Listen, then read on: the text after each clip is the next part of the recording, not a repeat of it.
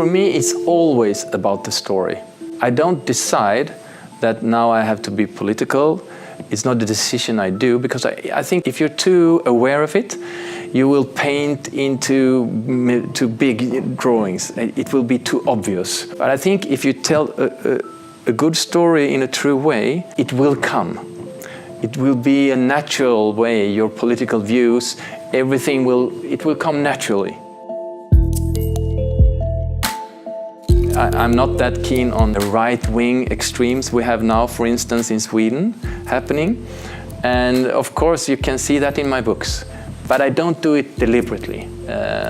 So it's no plan I have, it's coming. I'm breathing the air of the society that I'm writing about. Yo en Mañana te toca a ti he visto bastante crítica social, pero seguramente porque yo sí enfoco las novelas con un punto de crítica social, pero exactamente como tú decías, no es algo que tú buscas, no es algo que planificas, voy a hablar sobre este tema, al menos yo no lo hago así, pero el personaje lo trae.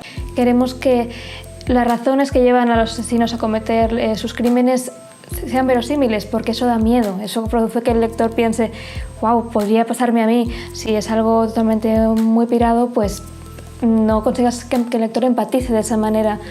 Después, por otro lado, la novela negra tiene una novela con crítica social, ahí está, y creo que sí que deberíamos poner ese pequeño granito de arena.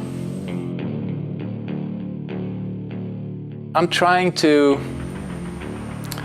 build a universe which I think is interesting, and I try to always to be 1 or 2 steps before the reader. And I figure my readers, they have read everything in the crime genre. So I need to be really, really smart to outsmart them. And I guess so far I've managed to do it.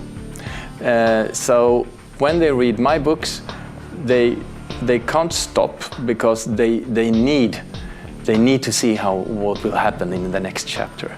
I try to give. I have quite long books, and I have short chapters, so it's a lot of chapters. But I try to have a gift to the reader in every chapter.